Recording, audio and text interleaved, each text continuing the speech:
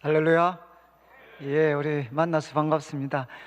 제가 이제 참 우리 제일교회, 우리 대구의 참 모교이시고 또 가장 중심이 되는 이제 우리 제일교회에 와서 참 말씀을 전할 수 있게 되어서 참 개인적으로 참 영광입니다. 영광이고, 또 우리 박 목사님과는 이제 같은 우리 IBF라는 이제 선교단체 또 같이 이렇게 활동도 하고, 또 학원 복음화 협회도 이렇게 같이 섬기고, 또 나이도 같고 해가지고, 그래서 같이 우리 박 목사님과는 이제 자주 이렇게 교제의 시간을 가졌습니다. 이제 오늘 제가 말씀을 전하고, 우리 박 목사님께서는 이제 오는 주말 그 다음 주 금요일 이제 저희 교회 금요 기도에 오셔서 이제 아마 말씀을 이렇게 전하시게 됩니다. 저희도 이제 기도로 이렇게 또 준비를 하고 있습니다. 오늘 제가 이제 남성교회 우리 헌신 예배신데, 저는 오늘 갈라디아서 5장의 말씀을 조금 이렇게 나누려고 합니다. 그러니까 우리 혹시 자막이 되시면 5장 1절부터 조금 준비를 해 주시면 좋겠고, 우리 성도님들께서도 이제 오늘 짧은 시간이지만 이제 갈라디아서 5장에 있는 말씀을 통해서 이제 하나님께서 제게 주시는 좀 교훈들을 이렇게 받을 수가 있으면 좋겠습니다. 이제 이 갈라디아서는 이제 사도 바울의 서신이고, 가장 논쟁이 많은 서신 중에 하나입니다. 그리고 이제 이 갈라디아서는 시작부터가 아주 이렇게 과격한, 결국 사도 바울이 이렇게 전도 여행을 통해서 이방 지역 소아시아 지방에 참 주님의 몸된 교회를 이렇게 세웠지만, 거기에 이제 유대주의자들이 등장을 합니다. 유대주의자들이 등장을 해서 이제 예수님을 믿는 것으로는 불충분하다. 이제 거기에 무엇이 더해져야 되느냐? 이제 할례가 더해져야 된다. 그래서 예수님을 믿는 것으로는 불충분하고, 이제 할례를 받아야만 이제 우리가 하나님의 백성이 될 수 있다. 그래서 바울의 표현대로 하면 다른 복음을 전하게 됩니다.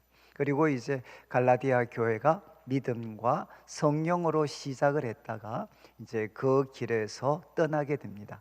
그래서 바울은 이런 갈라디아 교회 상황들을 보면서 이제 갈라디아서를 기록을 하는데, 이제 1장과 2장에는 이제 한마디로 이야기하면 자기가 갈라디아 교회 성도들에게 전했던 이 복음은 사람에게서 난 것이 아니다. 사람에게서 난 것도 아니고 사람들에게 허락을 받아서 내가 가르친 것도 아니다. 이 예수 그리스도의 복음은 예수님의 계시를 통해서 주어진 것이다. 특별히 이제 청년 사울이 다메섹으로 가는 길에서 예수님을 만나게 되었을 때, 부활하신 예수님을 만나게 되었을 때, 그가 핍박했던 그 예수, 없어져야 된다고 생각했던 이단의 괴수였던 그 예수가 바로 살아계신 하나님이시고 그분이 보내신 그리스도시다라는 것을 이제 청년 사울은 깨닫게 되고, 그래서 그는 이제 예수 그리스도의 복음을 전하는 사역자로 그가 바뀌게 됩니다. 그래서 자기가 전한 이 복음은 예수 그리스도의 계시를 통해서 주어진 것이다 라는 것을 역사적인 여러 경험들을 통해서 결국 바울이 이야기를 합니다. 그리고 이제 3장과 4장에서는 믿음으로 말미암는 의와 율법으로 말미암는 의에 대해서 이제 바울이 구약 성경을 가지고 교훈을 주면서, 성경이 가르치는 것은 무엇이냐? 율법으로 말미암는 의를 통해서는 아무도 구원받을 사람들이 없다. 하나님께서 준비하신 복음은 바로 그분이 세우신 그 그리스도, 그분이 우리 죄를 위해서 죽으시고, 그래서 그분을 믿음으로 말미암아 구원을 받는 것, 바로 이것이 참된 아브라함의 자손이 되고, 또 아브라함에게 약속하신 복을 누리는 길이 되고, 하갈과 이스마엘이 아니라 사라와 그가 낳은 이삭, 약속의 자손이 되는 길이다. 이렇게 이제 바울은 3장과 4장을 통해서 믿음으로 말미암는 의가 성경의 일관된 가르침이다 라는 것을 교훈을 합니다. 그리고 이제 5장과 6장에서는 그러면 우리는 어떻게 살아야 되는가? 예수 그리스도의 복음을 우리가 받아들인, 그래서 믿음으로 하나님으로부터 의롭다 하심을 받은 성도들은 어떻게 살아야 하는가 하는 것을 5장과 6장에서 가르치고 있습니다. 그런데 이제 5장은 어떻게 살아야 하는가에 대해서 하나의 대원칙입니다. 대원칙. 그래서 저는 이제 이 갈라디아서 5장을 처음 이제 인상적으로 접하게 된 것은 제가 신학교를 다닐 때 이제 루터의 책들을 좀 보게 됐습니다. 종교 개혁에 앞장섰던 그 마르틴 루터의 책을 좀 보게 되었는데, 그 중에 하나가 이제 그리스도인의 자유라는 책이 있습니다. 이제 중세에서 종교 개혁의 깃발을 들었던 그 마르틴 루터가 그리스도인의 자유라는 책을 썼는데, 그 그리스도인의 자유에 소위 성경적인 본문이 되는 것이 이 갈라디아서 5장입니다. 그래서 바울은 루터는 처음 글을 쓰면서 우리 그리스도인은 누구인가? 우리 5장 1절을 여러분들이 한번 좀 보시면 갈라디아서 5장 1절에 이렇게 기록이 되어 있습니다. 그리스도께서 우리를 자유롭게 하려고 자유를 주셨으니 그러므로 굳건하게 서서 다시는 종의 멍에를 매지 마라. 그리스도께서 우리를 자유롭게 하려고 자유를 주셨다. 그래서 이제 루터가 이야기하죠. 그리스도인은 누구인가? 그리스도는 그리스도께서 우리에게 자유를 주신, 그리스도인은 참된 자유인이다. 이렇게 이제 루터는 선언을 하게 됩니다. 근데 이 가르침이 5장 1절부터 12절까지 이어지는데, 자유라는 것은 결국 무슨 의미냐? 여러분, 할례로 대표되는 율법의 행위를 통해서 우리가 하나님 앞에 의롭다 하심을 받을 수 있는 것이 아니다. 우리가 하나님 앞에 의롭다 하심을 받을 수 있는 유일하고 참된 길은 무엇이냐? 예수 그리스도를 믿음으로 말미암아, 예수 그리스도를 믿음으로 말미암아 우리는 하나님 앞에 의롭다 하심을 받게 된다. 그래서 우리들의 행위와 수고를 통해 하나님 앞에 의롭다 하심을 받으려고 하는 노력들은 더 이상 의미가 없다는 겁니다. 더 이상 필요도 없다는 거죠.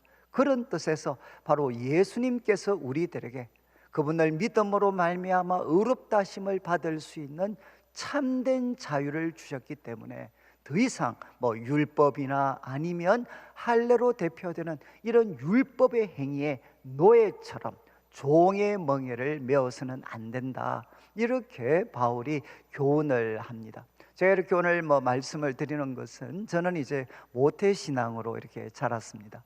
그리고 아마 여기 계신 분들도 아마 그러실 것 같은데, 저도 우리 할머님께서 권사님이셨고, 그리고 또 저희 아버님 장로님이셨고, 우리 어머님 또 권사님이셨고, 저도 교회에서는 자타고 공인하는 열성당원으로 자랐습니다. 그리고 이제 또 어렸을 때 성경 고사 대회 이런 거 나가면, 그때는 대구에 이제 우리 합동측이면 노예가 대구 노예, 경북 노예 두 개 있었거든요.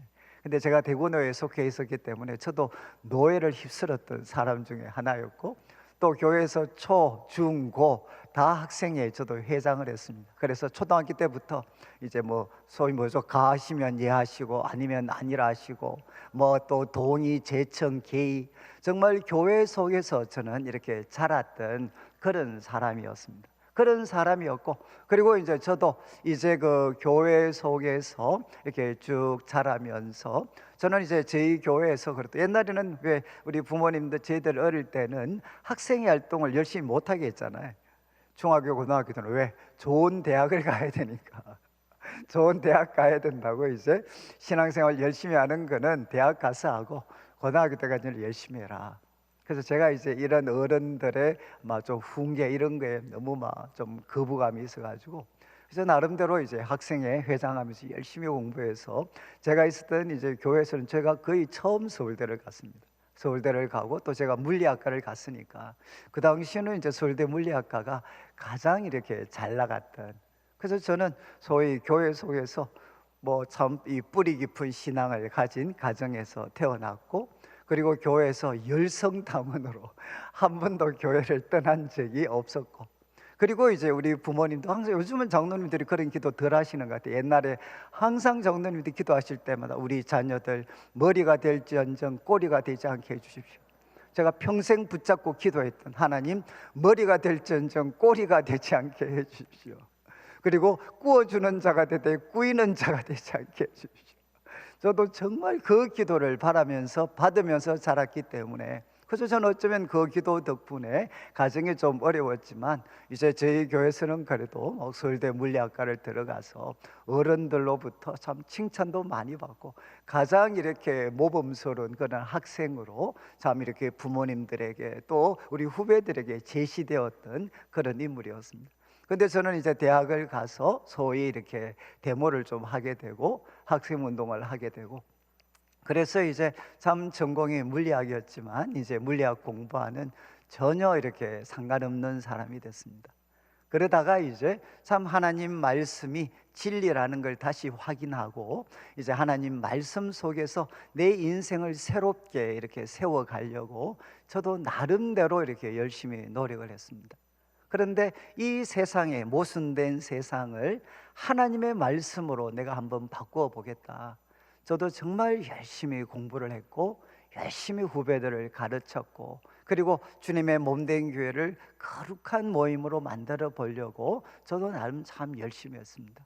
근데 그때 제가 깨닫게 된 것이 무엇이냐, 이 모순된 세상보다 더 심한 모순이 제 속에 있다는 것을 그때 저는 발견을 하게 됐습니다. 저는 이제 젊은 시절 하나님이 이제 저에게 주셨던, 저는 최고의 복이라고 생각을 합니다.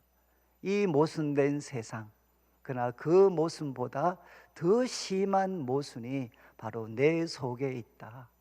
그런데 그 어떤 나라는 존재는 내가 특별히 아케스가 아니라 바로 인간, 이 눈에 보이는 모순된 세상보다 더 심한 모순이 바로 인간 속에 있다는 것을 저는 그때 이렇게 깨닫게 되었습니다. 그래서 어떻게 하면 이 모순된 나를 하나님이 기뻐하시는 나로 바꿀 수 있을까?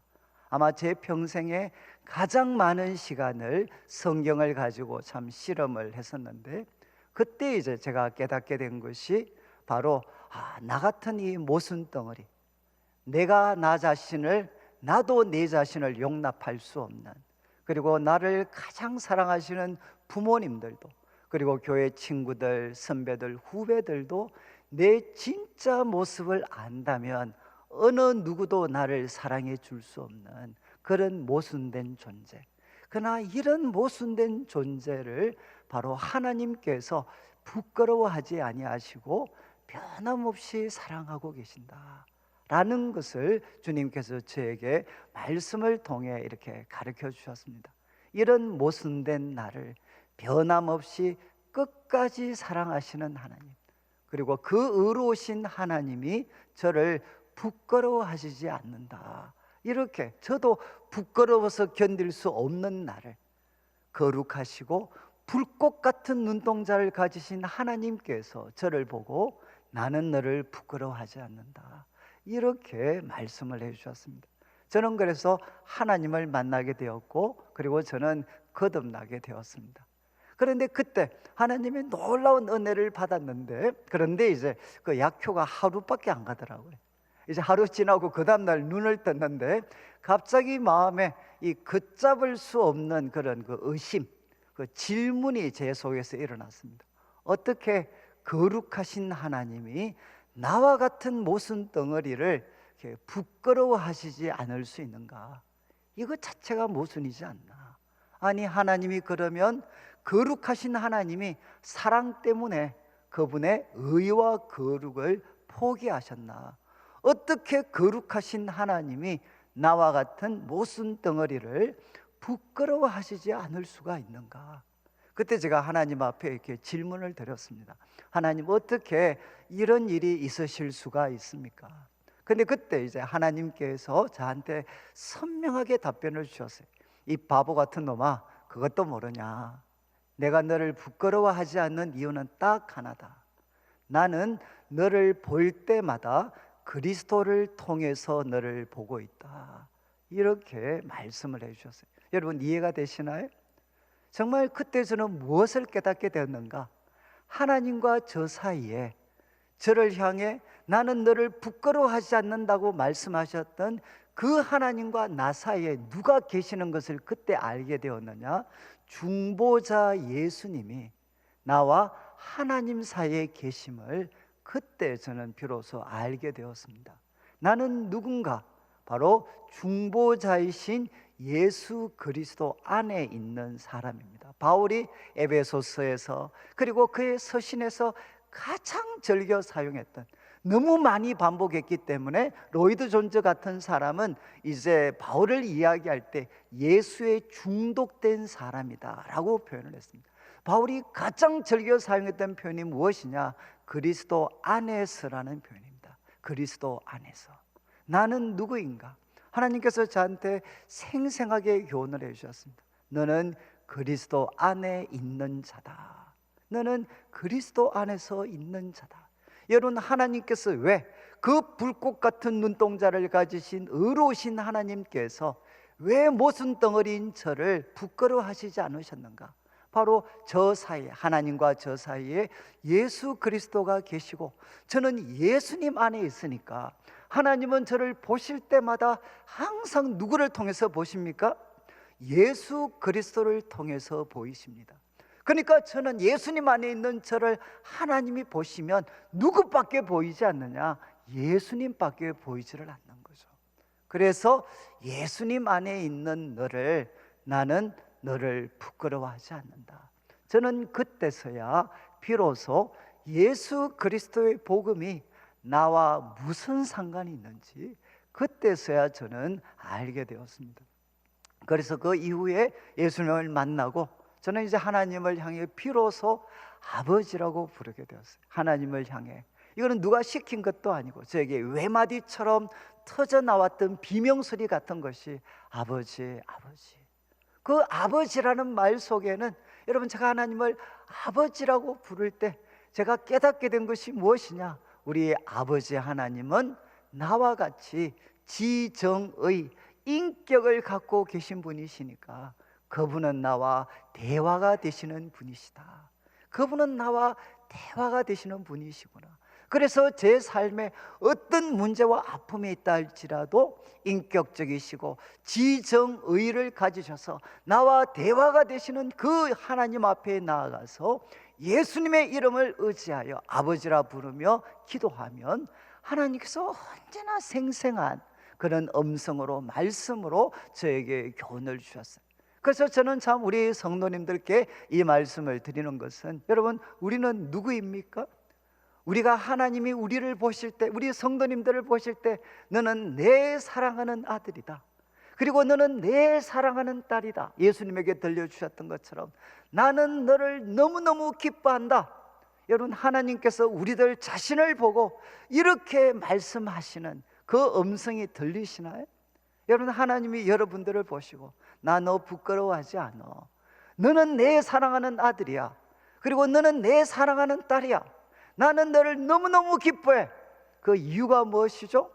바로 우리가 예수 그리스도 안에 있기 때문에 그분이 우리에게 의가 되시고 지혜가 되시고 거룩함과 구속함이 되어 주셔서 이제는 하나님이 저를 보실 때마다 그 완벽한 의로움을 가지셨던 예수님을 통해서 보고 계시니까 하나님은 예수님 때문에 우리를 의롭다고 말씀하시는 거죠.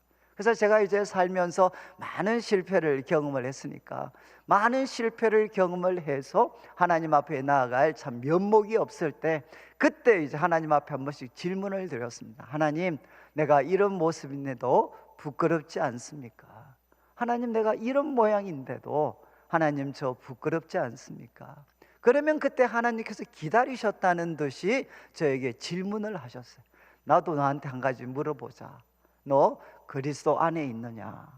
너 그리스도 안에 있느냐? 라고 질문을 하셨어요. 그러면 제가 이제 답변을 하죠. 하나님, 저 딴 거 몰라도 내 삶이 엉망이고 하나님 보실 때 너무 실망스럽다는 거 잘 알고 있지만 나 하나 포기할 수 없는 거 있습니다. 그것은 뭔가 하면 저 예수님 믿습니다. 그리고 저는 예수님 안에 있습니다. 이렇게 대답을 하면 하나님께서 언제나 제게 말씀해 주셨어요. 야, 나는 그리스도 안에 있는 너를 부끄러워하지 않아. 그리스도 안에 있는 너를 부끄러워하지 않아. 여러분, 하나님께서 우리를 기뻐하시고 우리를 그분의 아들과 딸로 삼으시고 우리들에게 한량없는 은혜와 그 사랑을 베풀어 주시는 이유가, 여러분, 우리가 특별한 사람이어서가 아니라 바로 예수님 때문에, 우리가 그리스도 안에 있기 때문에 하나님은 예수 그리스도의 이름으로 한량없는 은혜와 복을 주시는 거죠. 저는 참 제 삶을 돌아볼 때 하나님이 주신 최고의 은혜였습니다. 최고의 은혜. 정말 예수 그리스도를 믿음으로 말미암아 하나님 앞에 의롭다 하심을 받고 그리스도 안에 있는 우리를 하나님은 절대로 부끄러워하시지 않고 너는 내 사랑하는 아들이다, 내 사랑하는 딸이다 말씀하시는 분. 이것이 뭔가 하면 우리 그리스도인들이 가진 자유입니다. 자유. 이 자유를 빼앗기지 말라는 거죠. 그러면서 13절 말씀을 한번 보시면 13절에 이런 가르침이 있습니다. 13절에 형제들아 너희가 자유를 위해서 부르심을 받았는데 그 자유로 육체의 기회를 삼지 말고 오직 사랑으로 서로 종노릇해라. 사랑으로 종노릇해라. 여러분, 우리 그리스도인은 참된 자유를 가진 사람들입니다. 이거는 이제 프롬이죠. 우리는 바로 죄로부터 우리는 자유함을 받았습니다. 그런데 프롬만 있는 것이 아니라 인투, 우리는 어디로 가야 됩니까? 그리스도께서 주신 이 자유를 우리는 어디에 사용해야 되느냐? 사랑으로 종노릇해라. 사랑으로 서로 종노릇하는데 바로 이 자유를 사용해라. 그래서 루터가 이야기하죠. 우리 그리스도인, 참된 자유를 가진 우리 그리스도인은 어떻게 살아야 되느냐? 사랑으로 종노릇하면서 살아가야 된다. 여러분, 저는 이제 저도 아까 말씀드렸죠. 어릴 때부터 교회에서 자랐기 때문에 머리가 될지언정 꼬리가 되지 않도록 열심히 공부를 했고, 그래서 제 삶은 여러분 결국 어떤 모습을 기대했느냐? 모든 사람들에게, 여러분 바로 모든 사람들에게 섬김을 받는 자리에 올라가는 것, 저는 그것이 예수 그리스도를 믿는 내가 이루어야 될 삶의 결과물이라고 생각을 했습니다. 그렇지 않나요? 정말 내가 열심히 공부하고 마침내는 모든 사람들이 절할 수밖에 없는 그 자리에 올라가서 하나님께 영광을 드립니다, 이 말을 하면 내 삶은 바로 천국으로 갈 줄 알았습니다.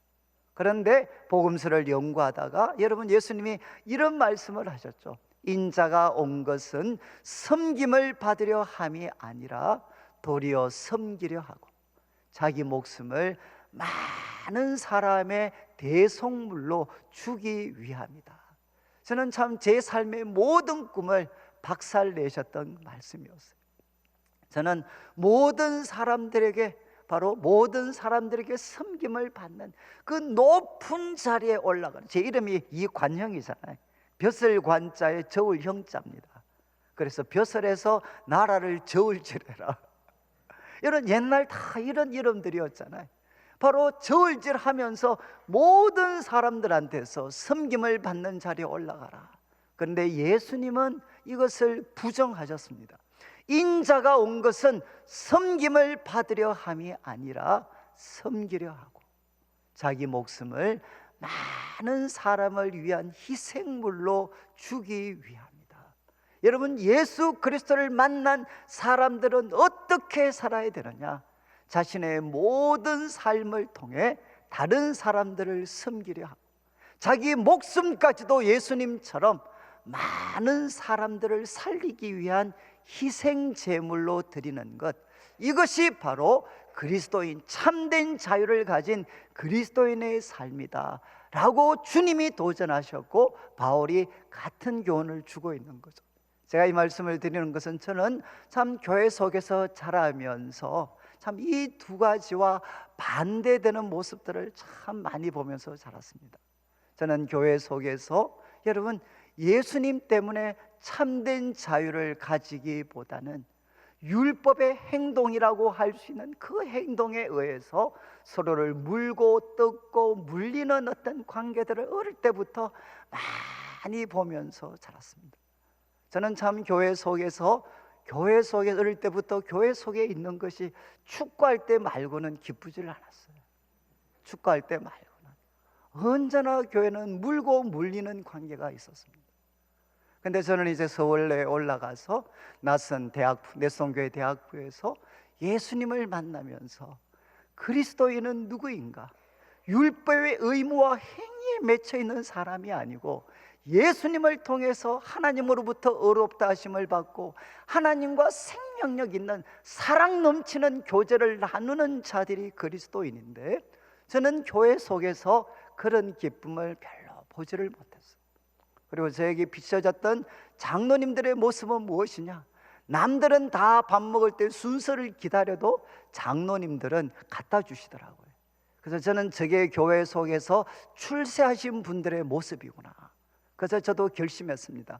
언젠가 밥 타 먹을 때 나도 다른 사람들이 밥 갖다 주는 그런 사람이 될 거야 라고 저는 어렸을 때 결심을 했어요. 근데 여러분, 제가 말씀을 대하면서 얼마나 이것이 어리석은 이야기인가. 여러분, 하나님 앞에 큰 자는 누구입니까? 바로 섬기는 사람들입니다. 저는 남자 대학을 다닐 때 남자 8명과 공동생활을 했습니다. 공동생활. 같이 이제 그 짐승 같은 공동생활을 했습니다. 근데 그 생활하면서 여러분, 공동생활할 때 제일 짜증나는 사람이 누굴까요? 교회 오면 다 거기, 그래도 내성교회 대학교에 가장 신앙 좋은 애들이 같이 살았거든요. 그래서 각계 앞에 서기만 하면 기타 두들기면서 사랑이 어떻고 눈물 뚝뚝 흘리다가 집에 와서 밥 먹고 설거지하고 빨래할 때 되면 미꾸라지 빠져나가듯이 싹싹 빠져나가는 애들이 있어요. 우연을 가장한 습관적인 행동으로 이렇게 싹싹 빠져나가는 애들이 있어요. 그런 인간들이 앞에 나와가지고 또 기타 잡으면 예수 그리스도의 사랑이 어떻고 섬김이 어떻고, 그러면 제가 더 일불나는 게 뭐냐, 그런 형제가 막 하는데 눈물 뚝뚝 흘리는 자매들을 보면 제가 미칠 것 같아요. 전 나쁜 놈 말이지, 말이라도 못하면 밉지가 않지. 앞에 나가서는 온갖 거룩한 척하고 또 거기에 감동받은 자매들은 뭔가 도대체. 여러분, 제가 말씀드리는 것은 무엇인가 하면, 그러면 같이 사는 사람들은 미쳐버립니다. 여러분, 같이 사는 사람들한테 가장 영향력이 있는 사람은 누구겠습니까? 비록 말 잘 못한다 할지라도 공동체 와서 사랑과 겸손으로 자기보다 남을 낮게 여기고 자기 입장보다 남의 입장을 배려해서 사랑과 섬김의 삶을 살아가는 사람들은 어떻게 되느냐? 바로 가치 있는 사람들로부터 존경을 받는 거죠. 저는 그때 뼈저리게 느낀 게 무엇인가? 왜 교회 속에서 이렇게 도전과 기쁨을 주는 사람들보다 상처를 주는 사람들이 많은가? 상처를 주는 지도자들이 많은가? 말만 잘하지.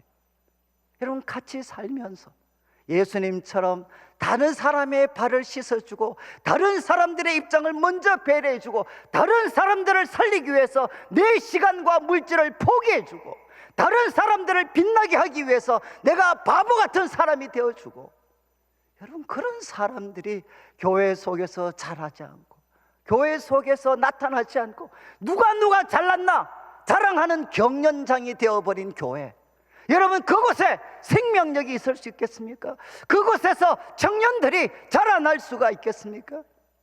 지금 저는 청년 시절, 지금도 저는 청년들한테 모든 것을 투자한다고 해도 과언이 아닙니다. 저는 참 우리 대학부에 있는 내성교회 선배들을 통해 예수님을 새롭게 만났고 그분들을 통해서 내가 그리스도인이 된다는 것이 무엇인가? 여러분, 예수님을 믿음으로 말미암아 하나님이 의롭다 해주신 이 은혜의 감격 속에 빠져서 예수님처럼 바로 섬김을 받는 것이 아니라 섬김을 받는, 섬기는 삶을 살아가는 게 바로 그리스도인들이구나. 여러분, 이런 그리스도인이 나타나면 세상이 아름다워지지 않겠습니까? 이제 우리가 다루는 오늘 이제 16절부터 말씀은 여러분 사랑으로 종노릇해야 되는데, 이제 중요한 것은 how입니다. how. 어떻게? 우리가 사랑으로 종노릇해야 된다는 것은 아는데 어떻게 이것을 이룰 수 있느냐? 한마디로 이제 성령을 따라 행해야 된다는 겁니다. 여러분 16절 한번 보시죠. 우리 자막에 이제 바울이 이렇게 이야기합니다. 내가 이르노니 너희는 그리스도께서 주신 자유를 가지고 그 자유로 사랑으로 종노릇하는 데 사용하는 그리스도인들, 그들은 어떻게 살아야 되느냐? 성령을 따라 행하라. 한마디로 성령을 따라 행하라. 여러분, 예수님 믿을 때 우리에게 일어나는 가장 놀라운 일이 무엇이죠? 우리 속에 성령님이 임하시게 됩니다. 새로운 영이 우리의 삶에 찾아오시게 됩니다. 그래서 이 어떤 성령을 따라서 너희가 행해야 하는 16절 한 번만 더 비추어 주시면 후반부에 이렇게 이야기합니다. 그러면 16절에 육체의 욕심을 이루지 아니한다. 여러분, 제가 한번 질문 드리고 싶은데, 우리 그리스도인들은 육체의 욕심은 없이 성령을 따라서만 살아가는 사람일까요? 여러분, 누가 그리스도인입니까? 100% 성령님만 따라가는 사람이 그리스도인이겠습니까? 아니면 육체의 욕심이 지배했던 우리들의 삶에 성령님이 찾아오셔서 이 두 가지 사이에서 성령을 따라서 행하려고 몸부림을 치는 사람이 그리스도인이겠습니까? 여러분, 바로 후자죠. 저는 예수님 믿고 은혜를 받고 나서 삶이 너무 복잡해졌습니다. 그전에는 여러분 한 가지밖에 없었잖아요. 육신의 욕구밖에 없었기 때문에 제 삶에는 불편함이 없었습니다. 그냥 열심히 살면 되었어요. 그런데 은혜 받고 나니까 내 속에 두 가지의 욕구가 존재하는 걸 느낄 수가 있었습니다. 여러분, 항상 내가 익숙했던 그 욕구가 있고, 또 하나는 무엇이냐? 성령님이 제 속에 불러일으키시는 욕구가 저에게 생기기 시작을 했어요. 저는 예수님 믿고 여러분 삶이 더 불편해졌고 더 소심해졌고, 어떻게 보면 소인배와 같았던 그런 삶을 참 오랫동안 살았습니다. 왜? 행동 하나하나를 할 때마다 제 속에서 언제나 두 가지의 목소리가 들렸기 때문입니다. 지금 이제 바울이 이야기하죠. 야, 너는 성령을 따라 행해라. 그러면 육체의 욕심을 이루지 않는다. 17절을 보시죠. 17절을 보시면 육체의 소욕은 성령을 거스르고 성령은 육체를 거스르는데 이 둘이 서로 대적함으로 너희 원하는 것들을 얻지 못하게 한다. 결국 여러분, 이 말씀이 우리에게 교훈하는 게 무엇이겠습니까? 한마디로 우리 마음은 무엇이죠? 전쟁터입니다. 믿으십니까? 우리 그리스도인들의 마음은 무엇이냐? 전쟁터입니다. 바로 육체의 욕구와 그리고 성령님이 주시는 욕구, 이 두 가지가 치열하게 싸우고 있는 전쟁터가 어디냐? 내 마음이라는 겁니다. 여러분, 우리 그리스도인들 이런 노래는 이제 안 부르시는 게 좋을 것 같아요. 내 마음은 호수요. 거짓말입니다. 무슨 우리 마음이, 그리스도인의 마음이 호수입니까? 안 믿는 사람들은 호수일 수 있어요. 한 가지밖에 없으니까. 그러나 우리 그리스도인은 어떤가? 두 가지의 강렬한 욕구가 싸우고 있습니다. 이전에 우리들의 삶을 지배했던 육체의 욕구가 있고, 또 하나 예수님 믿을 때 하나님이 우리에게 주신 가장 영광스러운 선물, 성령님께서 임하셔서 그분이 우리 속에서 불러일으키시는 욕구가 있습니다. 이 두 가지 욕구가 지금 우리 좁은 이 마음 속에서 치열하게 싸우고 있는데, 우리는 어디에 보조를 맞추어야 되느냐? 성령님께 보조를 맞추어야 된다는 겁니다. 그러면서 이어지는 말씀을 한번 보시죠. 이제 18절, 너희가 만일 성령의 인도하시는 바가 되면 율법 아래 있지 않게 된다. 그러면서 이제 19절부터 21절까지, 여러분 19절 한번 보십시오. 육체의 일은 현저하다. 이 육체의 일은 현저하다는 것은 명백하다는 거예요. 명백하다. 육체의 일, 이거는 뭐겠습니까? 육체의 욕구를 따라서 살게 되면 그 결과물은 명백하다. 명백. 그런데 어떤 결과물로 나타나느냐? 음행과 더러운 것과 호색은 무엇입니까? 다 성적인 타락이죠. 여러분, 우리가 육체의 욕구를 따르면 우리들의 삶의 결과물이 무엇이냐? 성적인 문란함이 우리들의 삶에 나타날 거다. 그리고 이어지는 20절, 우상숭배와 주술이 있습니다. 이것은 무엇이겠습니까? 자꾸 오늘의 운세 쪽에 마음이 가요. 성경 말씀을 읽으면 감동이 안 되는데 오늘의 운세를 보면 이 운세가 맞는 것 같아요. 여러분, 이제 우상숭배와 그리고 주술, 이것들은 어떻게 되느냐? 육체의 욕구를 따르게 되면 주어지는 결과물이 된다는 것. 그러면서 이제 이어지는 세 번째 목록이 나오는데 한번 보시오. 원수 맺는 것, 분쟁, 시기, 분냄, 당 짓는 것, 분열함, 이단, 투기, 다 무엇입니까? 관계가 파괴되는 것입니다. 여러분, 우리가 육체의 욕구의 보조를 맞추어서 행하게 되면 반드시 나타나는 결과물이 무엇이냐? 관계가 다 파괴가 된다는 것. 원수를 맺고 싸우고 시기하고 분내고 당짓고 분열하고 이단 쪼가려지고 투기하고, 여러분, 우리들의 모든 관계가 파괴가 됩니다.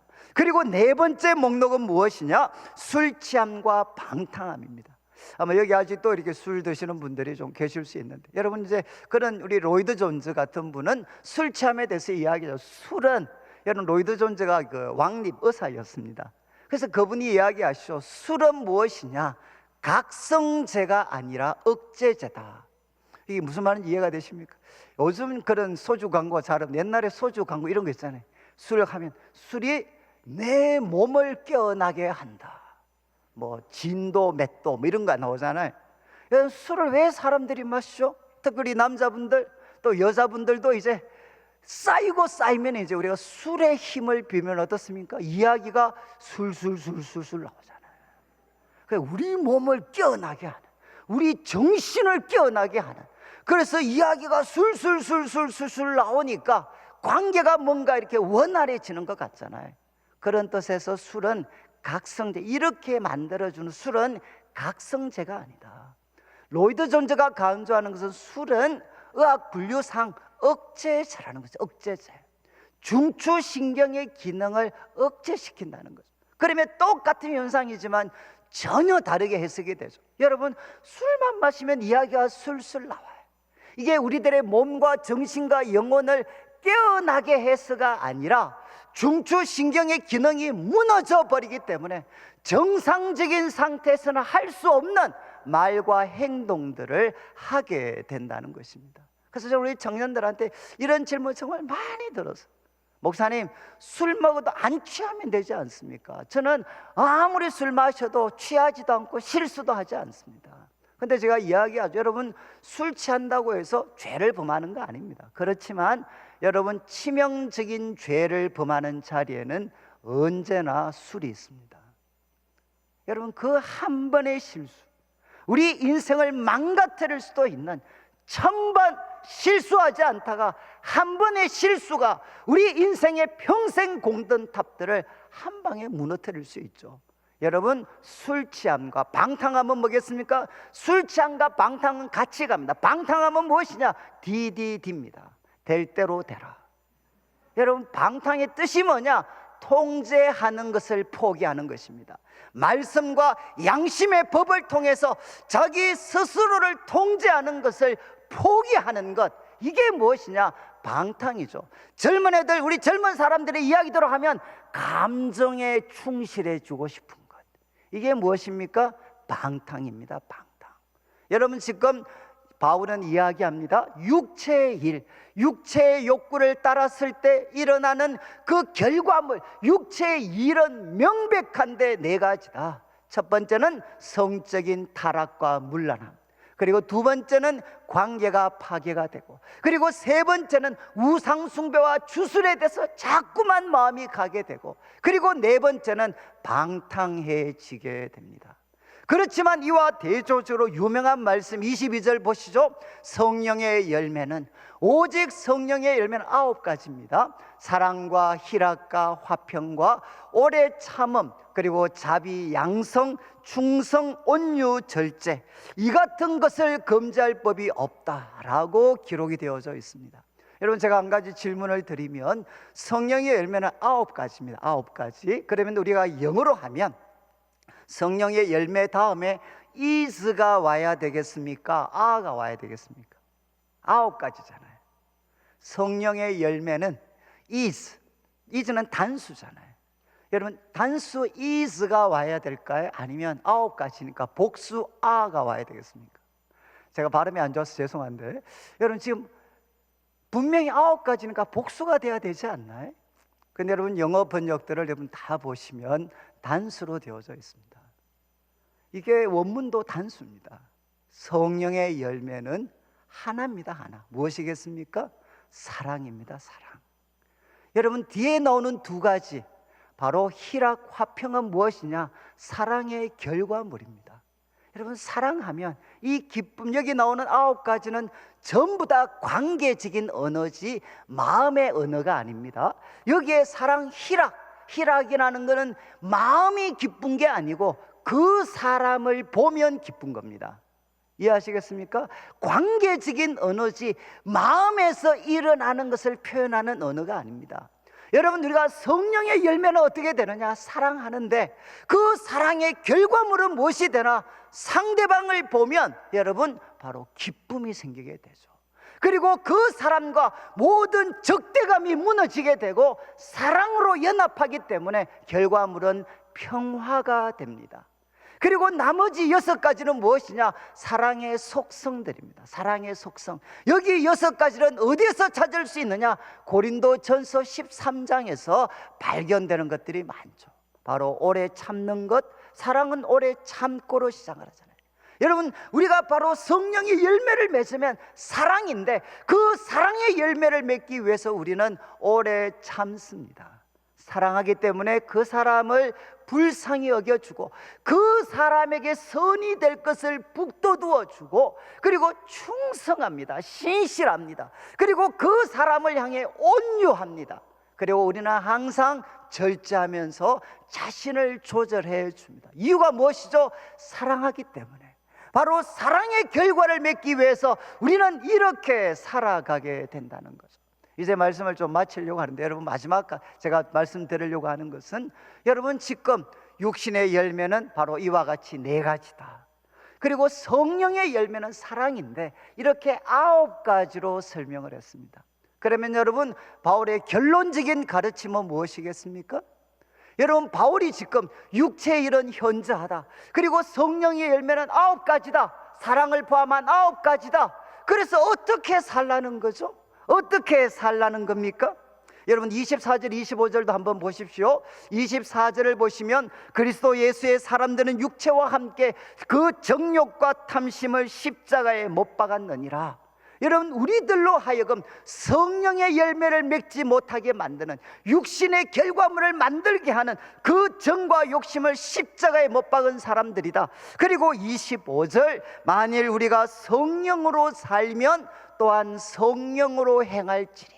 여기에 성령으로 행한다는 게 무엇이냐? 성령과 보조를 맞추면서 우리는 살아갑니다. 성령과 보조를 맞추어라. 여러분 저는 이제 어릴 때부터 교회를 다녀서 성령의 열매, 9가지 열매에 대해 정말 많은 설교를 들었습니다. 그런데 그 설교의 결과는 항상 결론은 무엇이었느냐? 이렇게 결론을 맺었어요. 성령의 열매니까 성령 충만하면 이 9가지 열매는 저절로 맺힌다. 혹시 여러분들은 이런 설교 안 들으셨어요? 저는 설교 들을 때 99% 성령의 열매와 관계된 설교 결론은 무엇이냐? 이것은 열매니까 여러분 성령 충만 받으면 이 9가지는 저절로 맺혀진다. 이렇게 결론을 맺으셨어요. 그런데 여러분 경험은 어떠신가요? 성령 충만하면 이거 저절로 맺혀집니까? 맺혀졌습니까? 저도 해봤는데 하루가 들어가요. 하루 지나가니까 다시 제정신으로 돌아와요. 그리고 또 어떤 생각이 들었느냐, 나중에는 제가 이제 이것 가지고 아주 악용을 하더라고요. 우리 집 사람이 한 번씩 바가지를 계속 긁으면 제가 이야기합니다. 내가 경고하는데 나 지금 성령 충만하지 않다, 이렇게 이야기를 해. 그 말은 뭐겠습니까? 나 무슨 짓 할지 모르니까 자꾸 건드리지 마. 여러분 저는 이 성령 충만하면 성령의 열매는 저절로 맺힌다. 여러분 분명히 그런 부분이 있겠죠. 그렇지만 이 갈라디아서 5장에서 주는 바울의 가르침은 아닙니다. 여러분 바울이 이 5장 후반부 성령에 대한 가르침 흐름을 잘 보시죠. 여러분 우리 속에 2가지가 있습니다. 예수 믿는 사람에게는 육체의 욕구가 있고 성령이 주시는 욕구가 있습니다. 여러분, 우리는 어디에 보조를 맞추어야 되죠? 성령이 주시는 욕구에 보조를 맞추어야 됩니다. 그러면 질문이 생기죠. 내 마음에 떠오르는 생각과 욕구가 성령님이 주는 생각인지, 아니면 육신이 불러일으키는 생각인지 욕구인지 어떻게 구별할 수 있습니까? 여러분, 내 마음에 떠오르는 생각이 성령이 주시는 것인지 육신이 불러일으키는지를 우리가 알아차려야 우리는 어디에 보조를 맞출 수 있습니까? 바로 성령의 그 보조를 우리는 맞출 수가 있죠. 바로 이런 흐름 속에서 이제 바울이 교훈합니다. 육체의 일은 현저하다. 성적으로 타락하게 되고, 그리고 또 우상 숭배에 자꾸 마음이 열리게 되고, 관계를 파괴하게 되고, 마지막으로 방탕의 길을 걷게 된다. 여러분, 육신의 생각대로 행하면 이 결과물을 얻게 돼. 그런데 성령의 열매가 있어. 성령의 열매. 이 성령의 열매는 사랑으로 대표되는 바로 이런 것들이야. 여러분, 바울이 가르침을 준 게 무엇이겠습니까? 내 속에 떠오르는 생각, 그리고 내 마음속에 떠오르는 이 생각과 욕구가 성령님이 주는 것인지 육신이 주는 것인지를 내 스스로 판단할 수 있도록 하기 위해서 판별식으로 주신 거죠. 여러분, 혹시 판별식 기억나시나요? 연세 드신 분들은 이제 다 예? 비자승 마이너스 4AC 이런 거 기억 안 나십니까? 이제 AX, 예? 우리 2차 방정식이 있으면 비자승 마이너스 4AC를 해서 이게 양이면 우리가 그 근을 구하려고 노력 안 해도 실수근을 2개 가지고, 이게 마이너스가 되면 허수근을 갖게 되고 0이면 여기에는 중근을 갖게 된다. 그래서 이거는 계산 안 해도 비자승 마이너스 4AC를 넣어보면 실근인지 허근인지 중근인지 스스로 판단할 수 있어. 이게 뭔가 하면 판별식이죠. 여러분, 지금 바울이 우리에게 가르침을 준 이 육신의 욕구와 성령의 열매는 무엇이냐? 우리 스스로가 우리 마음에 떠오르는 생각이 내가 실천하고 행동해야 될 성령이 주시는 생각인지, 내가 거부해야 될 육신이 주는 생각인지를 스스로 판단할 수 있는 판별식에 의해서 판별식으로 주신 말씀이라는 겁니다. 저는 사실 이제 이 말씀 깨닫고 저는 참 제 삶이 달라졌습니다. 저는 정말 이렇게 좀 성격이 좀 못된 사람이었고요. 저는 독설가였습니다. 독설가. 그래서 다른 사람이 뭔가 막 웃고 이런 사람을 한 방에 그냥 죽여버릴 수 있는 이 비책들, 정말 제가 이 독한 혀를 가졌던 사람이었어요. 독한 혀. 소위 거기에다가 비판적 지식인이라는 것을 결부시켜가지고 저 정말 독설가에 가까웠습니다. 그런데 제가 예수님을 만나고 지금 제가 갈라디아서 이 말씀을 묵상하다가 저절로 맺히는 게 아니라 하나님께서 내 마음에 떠오르는 생각에 대한 이것이 받아들여야 되는 것인지 거부해야 되는 것인지 판단할 수 있는 판별식으로 주신 말씀이다 라는 것 깨닫고 나서부터는, 그 다음부터는 제가 말할 때마다, 특별히 제가 청년들을 섬기니까 청년들을 섬기면 애들이 저를 정말 열불나게 할 때가 있습니다. 그러면 제가 이제 마음에 좋다, 오늘 이 나쁜 놈들 내가 오늘은 목사의 쓴맛을 한번 보여주마, 기대해라 오늘. 그래서 제가 이제 이빨을 가는 거죠, 이빨을. 그런데 그때 이빨을 가는데 이 말씀, 내가 지금 이 아이들에게 던지려고 하는 말이, 여러분, 육신의 일이라고 하는 쪽에 내가 이 말을 하면 육신의 일이라고 하는 쪽에 그림이 그려지겠습니까? 아니면 성령의 열매라고 하는 그림이 그려지겠습니까? 내가 오늘 목사의 쓴맛을 이 아이들에게 한번 작용을 하면요, 한번 발동시키면 어떻게 될까요? 그때 제 속은 후련하겠지만 그 다음부터는 우리 청년들과 제 사이가 원수가 되겠죠. 원수가. 서로를 바라볼 때 아무런 기쁨이 없습니다. 상처밖에 남는 거 없습니다. 그러면 내가 정말 오늘 목사의 쓴맛을 보여주기로 결심을 했다가도 그림을 그려보면 이것은 여러분 성령의 열매를 맺게 하는 생각이 아니고 육신의 열매를 맺게 하는 생각이구나. 그러면 어떻게 해야 되죠? 내려놓아야 되잖아요. 그런데 너무 힘들어요.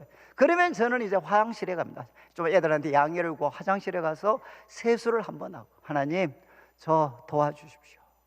정말 내가 지금 하고 싶은 이 말 하면 또 아이들과 저 또 갈라지고 원수 맺게 됩니다. 하나님 저한테 이 성령의 열매가 맺혀지는 쪽으로 말할 수 있도록 하나님 저에게 말의 지혜를 주십시오. 제가 할 말을 가르쳐 주십시오. 그래서 그 화장실 그냥 이렇게 간절하게 기도하면 정말 새로운 말이 떠올라요.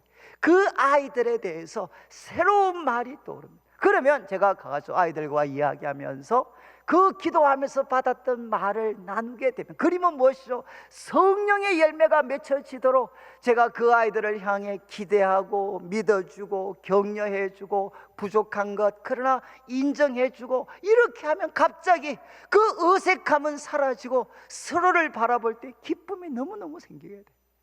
여러분, 저는 제가 참 이 말씀, 지금 오늘 드렸던 이 말씀이 제 삶을 바꿨습니다. 저같이 못된 사람이 이제 내일 교회를 이렇게 담임을 하면서 얼마나 어떻게 보면 서로에게 상처와 고통을 줄 수밖에 없는 말들을 할 수 있는 그런 기회들이 얼마나 많았겠습니까? 저는 그런 어떤 잘못들도 많이 범했겠죠. 그렇지만 정말 하나님께서 제 마음을 붙들어 주시기만 하면 이 그림, 하나님 저 육신의 열매가 맺혀지는 이쪽 그림이 제가 말하고 행동했을 때 그려지지 않게 해주시고, 성령의 열매, 이 그림이 그려질 수 있도록 하나님 저에게 말의 지혜를 주십시오. 무엇을 어떻게 해야 되는지 저에게 가르쳐 주십시오. 그러면 하나님께서 저에게 지혜를 주십시오. 저는 청년들이, 제가 이제 유학을 갈 때 청년들이 저한테 한 명이 다 편지를 다 썼어요. 그런데 그 편지의 내용 중에 가장 많은 내용이 이런 거였습니다. 목사님, 제가 언제 목사님 말씀 잘 듣기로 한 줄 아십니까? 결심한 줄 아십니까? 그러면서 그때 이야기를 해요. 목사님 그때 생각이 나시죠? 그때 목사님이 저한테 욕을 하셔야 되는데 욕을 하시지 않고 그때 가서 잠시 쉬고 들어오시더니만 이런 말을 하시면서 자기를 받아주시고 기뻐해 주시고 그리고 자기를 격려해 주셨다는 거예요. 그러면서 자기가 그때 이야기를 했어요. 내가 이제는 이런 분 이야기는 잘 들어야 된다. 자, 그때 결심을 했대요. 결심. 저는 참 청년들을 오랫동안 섬기면서 우리 청년들이 말로 바뀔 수 있는 사람이 아니죠. 그들은 예수 믿는 사람들의 다른 모습들, 다른 말들, 다른 행동들을 그들은 보고 싶어 하죠. 정말 우리들의 모습 속에서 기독교가 참된 진리고 이 세상을 구원할 수 있는 유일한 복음이고 진리라는 것을 우리들의 모습을 보면서 그들은 확인하고 싶어 합니다. 그런데 청년들은 교회 속에서 복음에 대한 확신보다는 복음에 때문에 교회를 향한 분노가 점점 더 커져가고 있어요. 저는 우리 성도님들께서, 저는 제 꿈이 바로 저는 목회를 하지만 그동안도 우리 교회도 많이 싸워왔습니다. 정말 많이 싸웠어요. 여러분, 한국교회는 지금 무엇하고 있나 물으면 사람들 중에 99%가 뭐라고 하나? 한국교회는 싸우고 있습니다. 그래서 어떤 분 이야기해서 안 싸우면 교회는 부흥한다 라고 이야기할 정도로, 저는 참 제가 교회를 섬겨서 제 마음에 소박한 꿈은, 하나님 우리 교회는 덜 싸우게 해주세요. 그래, 우리 교회는 싸우더라도 그 싸움이 서로에게 발전이 될 수 있도록 해주세요. 그리고 하나님, 바로 우리 교회는 청년들이 왔을 때 예수 믿는 사람들은 예수님처럼 자기를 부인하고 정말 성령의 열매를 맺어가려고 필사적으로 몸부림치는 사람인 것, 그 청년들이 느낄 수 있도록 해 주십시오.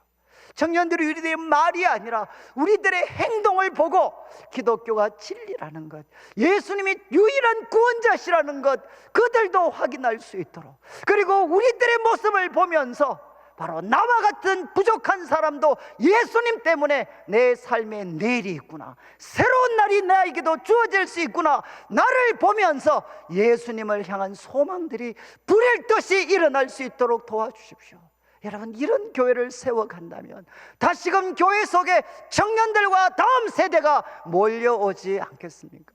저는 말씀을 마무리하면서 우리 남선교회, 우리 교회 가운데 가장 중심적인 역할을 하시는 분이신데, 여러분, 우리가 예수님, 정말 예수님 자랑할 수 있는 그리스도 안에 있는 나를 자랑할 수 있는, 예수님 자랑할 수 있는 우리 성도님들이 되시고, 그리스도께서 주신 자유를 섬김, 사랑으로 종노릇 하는 데 사용되되 말하거나 행동하기 전에 꼭 그림을 그리셔서 여러분 육신의 일, 현저한 그 육신의 일, 그 열매가 맺히는 것이 아니라 성령의 열매가 여러분이 말하고 행동할 때마다 바로 여러분들의 삶 속에서 성령의 열매가 맺히는 아름다운 일들이 일어나서, 다시 한번 우리 제일교회가 우리 대구교회의 가장 정말 참 형님이시잖아요. 가장 모교회로서 빛나고 다시금 놀랍게 부흥해서 대구교회를 아름답게 이끌어갈 수 있는 우리 성도님들 되시기를 주님의 이름으로 축원합니다. 같이 한번 기도드리겠습니다. 하나님 아버지, 감사합니다. 하나님께서는 예수 그리스도 안에 있는 우리를 의롭다 하시고 부끄러워하지 아니하십니다. 그리스도께서 우리에게 자유를 주셨습니다. 다시는 종노릇하지 않도록 도와주시고, 주님이 주신 자유를 가지고 사랑으로 종노릇하되 하나님, 우리가 말하고 행동할 때마다 육신의 열매들이 맺혀지는 것이 아니라 성령의 아름다운 열매들이 맺혀져서 우리 성도님들의 가정과 일터와 교회가 천국 같을 수 있도록 도와주시고, 우리 제일교회 섬김을 통해서 다시 한번 대구교회가 일어설 수 있는 귀한 은혜를 허락하여 주시옵소서. 예수님의 이름으로 기도드립니다. 아멘.